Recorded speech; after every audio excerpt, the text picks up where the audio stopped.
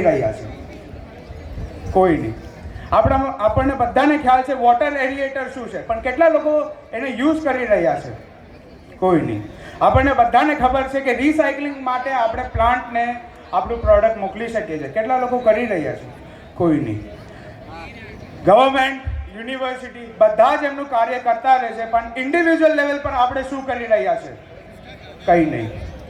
આપણે individual level પર જો સ્ટેપ ના ઉઠીશું તો ગવર્મેન્ટને બધા તો કાર્ય કરતા જ રહેશે ને. સમૃદ્ધમ બલમ સમૃદ્ધમ કલમ સમૃદ્ધમ ફલમ કલમ સમૃદ્ધમ જયતુ ભારતમ બલમ કલમ સમૃદ્ધમ જયતુ ભારતમ ભારતમ ભારતમ